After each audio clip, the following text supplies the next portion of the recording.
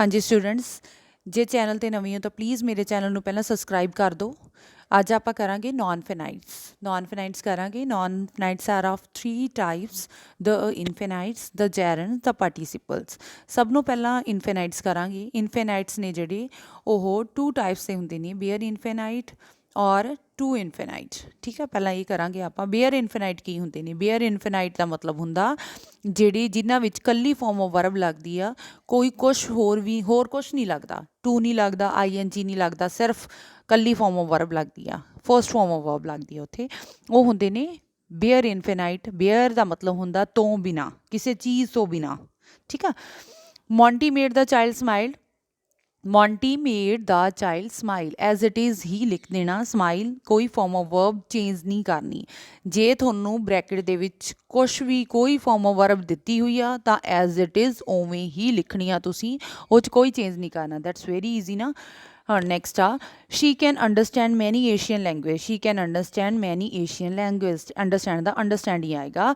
The teacher let him sit there, the teacher let him sit there, ਉਵੇਂ ਹੀ ਆਏਗਾ। How dare you open my bag, how dare you open my bag, ਤੇ ਹੁਣ open ਦਾ open ਹੀ ਲੱਗੂਗਾ। The coach made the players play, the coach made the players play, play ਹੀ ਆਏਗਾ। Next we are moving towards a to infinites. ਹੁਣ ਆਪਾਂ ਕਰਾਂਗੇ ਟੂ ਇਨਫਿਨਾਈਟਸ। ਟੂ ਇਨਫਿਨਾਈਟਸ ਕਿਹੜੇ ਹੁੰਦੇ ਨੇ? ਜਦੋਂ ਵਰਬ ਤੋਂ ਪਹਿਲਾਂ ਟੂ ਦਾ ਯੂਜ਼ ਕਰਦੇ ਹਾਂ, ਜਿਵੇਂ I am going to the school. ਠੀਕ ਆ, ਹੁਣ ਦੇਖੋ ਕੀ ਲਾਇਆ, ਟੂ ਦਾ ਯੂਜ਼ ਕੀਤਾ ਗਿਆ। ਠੀਕ ਆ, Raj will be able to solve the sum, to solve ਆ ਗਿਆ। ਠੀਕ ਆ, ਸੋਲਵ ਦੇ ਅੱਗੇ ਮੈਂ ਕੀ ਲਾਇਆ, ਟੂ ਲਾਇਆ। ਤਾਂ ਜਦੋਂ ਫਾਰਮ ਆਫ ਵਰਬ ਦੇ ਅੱਗੇ ਟੂ ਲੱਗ ਜਾਂਦਾ ਤਾਂ ਹਮੇਸ਼ਾ ਉਹ ਕੀ ਹੁੰਦੇ ਨੇ? ਟੂ ਇਨਫਿਨਾਈਟਸ ਹੁੰਦੇ ਨੇ। ਬੱਚੇ ਇੱਕ ਗੱਲ ਧਿਆਨ 'ਚ ਰੱਖ ਲਿਓ, ਟੂ ਆ ਜਿਹੜਾ ਟੂ ਵਰਬ ਆ, ਵਰਡ ਆ ਜਿਹੜਾ ਟੂ ਦੇ ਨਾਲ ਹਮੇਸ਼ਾ first form of verb the use ਕੀਤਾ ਜਾਂਦਾ। ਕਦੇ ਵੀ ਟੂ ਤੋਂ ਬਾਅਦ ING ਦਾ ਯੂਜ਼ ਨਹੀਂ ਕੀਤਾ ਜਾਂਦਾ। ਜਿਵੇਂ ਸਵਿਮਿੰਗ, ਟੂ ਸਵਿਮਿੰਗ ਨਹੀਂ ਲੱਗਦਾ। ਠੀਕ ਆ, ਟੂ ਸਟੋਲਨ ਨਹੀਂ ਲੱਗਦਾ, ਟੂ ਸਟੀਲ ਹੋ ਸਕਦਾ, ਟੂ ਸਟੋਲਨ ਨਹੀਂ ਹੋ ਸਕਦਾ। ਠੀਕ ਆ, ਸੈਕਿੰਡ ਜਾਂ ਥਰਡ ਫਾਰਮ ਆਫ ਵਰਬ ਦਾ ਨਹੀਂ ਯੂਜ਼ ਕੀਤਾ ਜਾਂਦਾ। ਟੂ ਤੋਂ ਬਾਅਦ ਹਮੇਸ਼ਾ ਫਸਟ ਫਾਰਮ ਆਫ ਵਰਬ ਦਾ ਹੀ ਯੂਜ਼ ਕੀਤਾ ਜਾਂਦਾ। ਰਾਜ ਮੇਰੇ ਵਿੱਚ Raj will be able swim very soon, answer is Raj will be able to swim ਆ ਜਾਏਗਾ। ਬ੍ਰੈਕਟ ਦੇ ਵਿੱਚ ਦਿੱਤਾ ਨਾ ਸਵਿਮ ਦਿੱਤਾ ਹੋਇਆ, ਸਵਿਮ ਦੇ ਅੱਗੇ ਆਪਾਂ ਨੇ ਕੀ ਲਾਤਾ? ਟੂ ਲਾਤਾ। ਤੇ tourists are asked not feed the animals, tourists are asked not to feed the animals. Third ਆ, you ought go today, you ought to go today.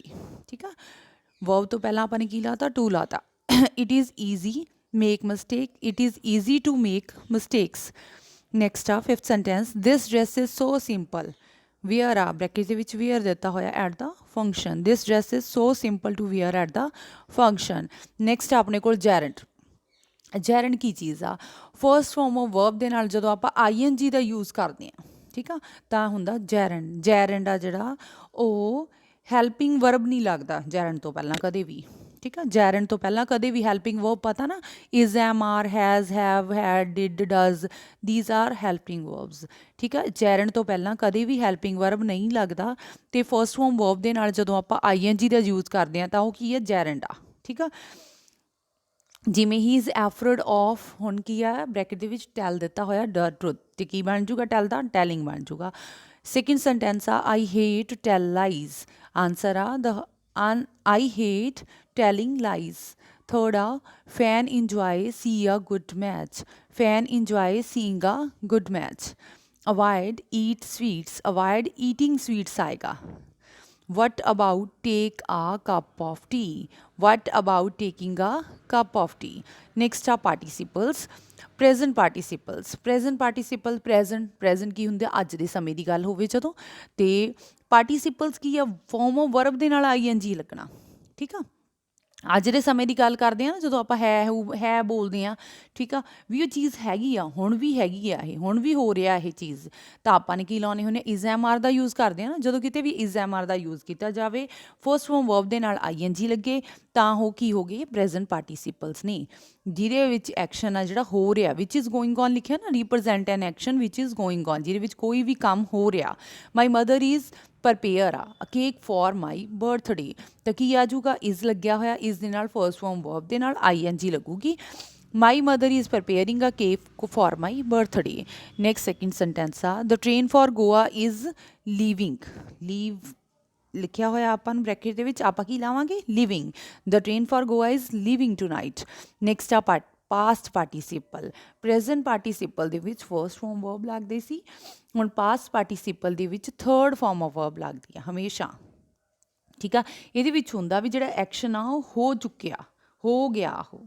ਠੀਕ ਆ, ਦ ਪੇਸ਼ੈਂਟ ਲੈਫਟ ਦ ਹੌਸਪੀਟਲ ਕੰਪਲੀਟਲੀ ਕਿਉਰ। ਕਿਉਰ ਦਿੱਤਾ ਹੋਇਆ ਆ bracket ਦੇ ਵਿੱਚ, ਹੁਣ ਕਿਵੇਂ ਆਊਗਾ ਇਹ ਦ ਪੇਸ਼ੈਂਟ ਲੈਫਟ ਦ ਹੌਸਪੀਟਲ ਕੰਪਲੀਟਲੀ ਕਿਉਰਡ। ਥਰਡ ਵਰਬ ਲਾਤੀ ਆਪਾਂ। ਜਦੋਂ ਕਿਤੇ ਵੀ ਕੱਲੀ ਥਰਡ ਫਾਰਮ ਆਫ ਵਰਬ ਲੱਗੀ ਹੋਵੇ that means it is a past participle, third verb ਕੱਲੀ ਹੀ। ਠੀਕ ਆ, she found the doors locked, ਹੁਣ ਕੀ ਆ ਜਾਊਗਾ she found the door locked, third verb ਲੱਗ ਗਈ। ਦ ਪਰਫੈਕਟ ਪਾਰਟੀਸਿਪਲ ਦੇ ਵਿੱਚ ਕੀ ਹੁੰਦਾ ਹੈਵਿੰਗ ਲੱਗਦਾ।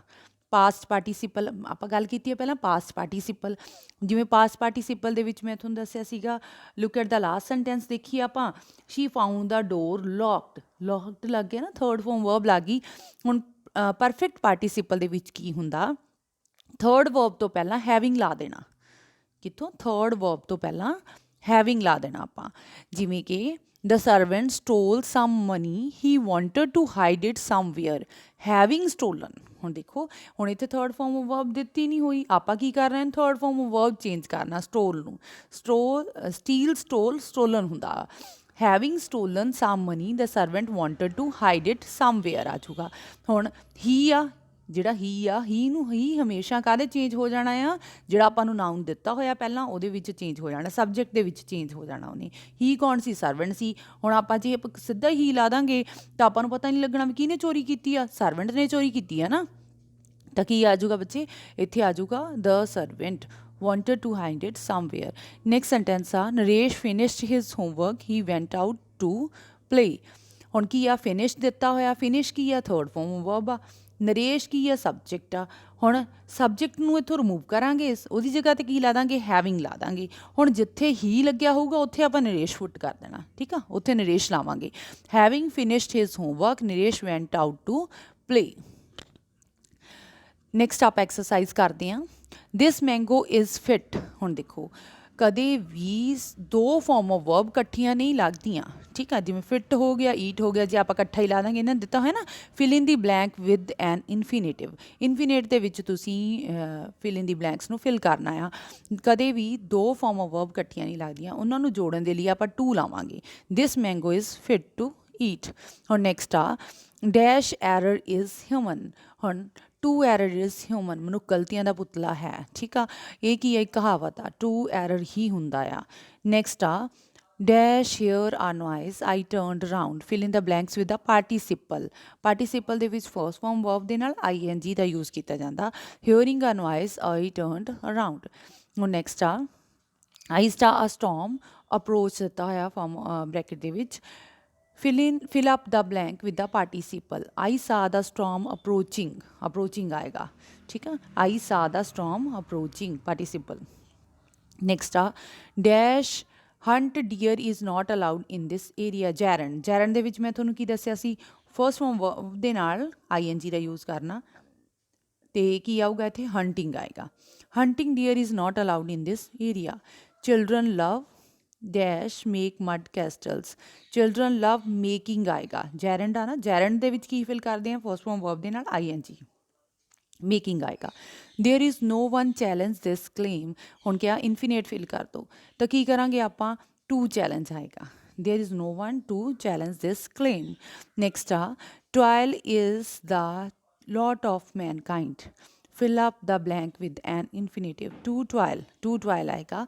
Infinite fill करने क्या गया, combine the following sentences using an infinite. He went to Amritsar. Next ਦਿੱਤਾ ਹੋਇਆ he wanted to visit the golden temple. Sorry misprint ਹੋਇਆ ਹੋਇਆ, golden temple ਹੈ ਇੱਥੇ। ਹੁਣ ਦੇਖੋ ਦੋ ਸੈਂਟੈਂਸ ਦਿੱਤੇ ਹੋਏ ਨੇ, ਆਪਾਂ ਇਹਨੂੰ ਇੱਕ ਸੈਂਟੈਂਸ ਦੇ ਵਿੱਚ ਚੇਂਜ ਕਰਨਾ। he went to Amritsar to visit the golden temple. Next ਆ combine the following sentence using a participle. ਹੁਣ ਪਾਰਟੀਸਿਪਲ ਦੇ ਵਿੱਚ ਇਹਨੂੰ ਤੁਸੀਂ ਚੇਂਜ ਕਰਨਾ ਆ। ਕੀ ਕਰਕੇ ਚੇਂਜ ਕਿਵੇਂ ਕਰਨਾ ਤੁਸੀਂ, ਇਹਦੇ ਵਿੱਚ ਜਿਵੇਂ ਆਈ ਸਪੀਕ ਦਾ ਟਰੁੱਥ ਦਿੱਤਾ ਹੋਇਆ, I am not effort of it. I am not effort of speaking the truth ਆ ਜਾਊਗਾ। ਇਹਨਾਂ ਨੇ ਕਿਹਾ ਸੀ ਨਾ ਯੂ ਪਾਰਟੀਸਿਪਲ ਦਾ ਯੂਜ਼ ਕਰਕੇ। ਪਾਰਟੀਸਿਪਲ ਦਾ ਯੂਜ਼ ਕਿੱਦਾਂ ਹੁੰਦਾ ਆ, ਹੁਣ ਦਿੱਤਾ ਹੋਇਆ ਸੀ ਸਪੀਕ ਤਾਂ ਆਪਾਂ ਨੇ ING ਦਾ ਯੂਜ਼ ਕਰਤਾ ਅਤੇ 2 ਸੈਂਟੈਂਸਿਸ ਨੂੰ ਇੱਕ ਸੈਂਟੈਂਸ ਦੇ ਵਿੱਚ ਚੇਂਜ ਕਰਤਾ। ਆਈ ਹੋਪ ਮੈਨੂੰ ਲੱਗਦਾ ਤੁਹਾਨੂੰ ਵੀਡੀਓ ਸਾਰੀ ਸਮਝ ਆ ਗਈ ਹੋਵੇਗੀ। ਟੂ ਇਨਫਿਨਾਈਟਸ, ਜੈਰੰਡ ਅਤੇ ਵੇਅਰ ਇਨਫਿਨਾਈਟ ਚੰਗੀ ਤਰ੍ਹਾਂ ਸਮਝ ਆ ਗਏ ਹੋਣਗੇ। ਜੇ ਵੀਡੀਓ ਵਧੀਆ ਲੱਗੀ ਹੋਵੇ ਤਾਂ ਪਲੀਜ਼ ਮੇਰੇ ਚੈਨਲ ਨੂੰ ਸਬਸਕ੍ਰਾਈਬ ਕਰ ਦਿਓ, ਬੈਲ ਆਈਕਨ ਪ੍ਰੈਸ ਕਰ ਦਿਓ ਤਾਂ ਜੋ ਮੇਰੀਆਂ ਆਉਣ ਵਾਲੀਆਂ ਲੇਟੈਸਟ ਵੀਡੀਓਜ਼ ਦੀਆਂ ਨੋਟੀਫਿਕੇਸ਼ਨ ਤੁਹਾਨੂੰ ਮਿਲਦੀਆਂ ਰਹਿਣ। Thanks for watching.